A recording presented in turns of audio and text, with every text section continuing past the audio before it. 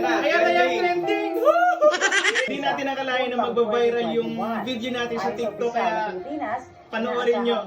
Grabe! Hindi na nga ako mapakalis sa inaupuan ko. Hey, congrats ka, Kulot. Wala pa. Ayan mga kakulot, Ayan na. malapit na tayong ipalabas sa GMA. Mga kakulot, malapit na.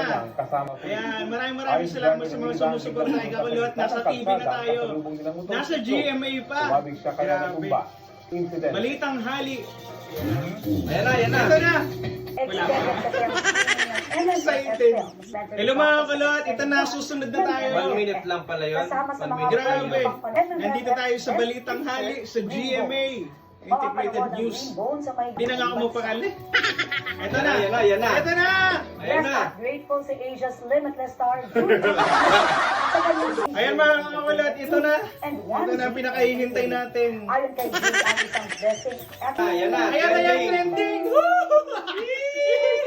Dahil ang pinipiling okasyon ang pagmamahal ng mga magulang. Yan ang nasaksihan sa Yes! kasalan sa Tinamalayan Oriental Mindoro. Hindi lang sa looks, literal na nag-serve raw si Yes! nanay at tatay. Left for location ang mag-asawang Mary Jean at Art Pangariban. Pero bago pa man umariba sa kasalan, Ay, doon, tulog muna sila sa eksena. Grabe. Ang kanila kasing food court business, paandar na pampagana sa kasal ng anak na si Eileen.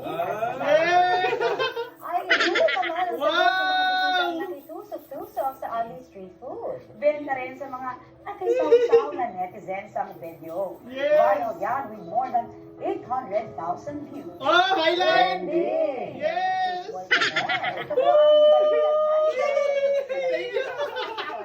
Makikima po. Thank you, Balitang Hali! Balitang Hali, thank you so much, Jimmy! Ng Pilipino. Solid! Woo! Solid!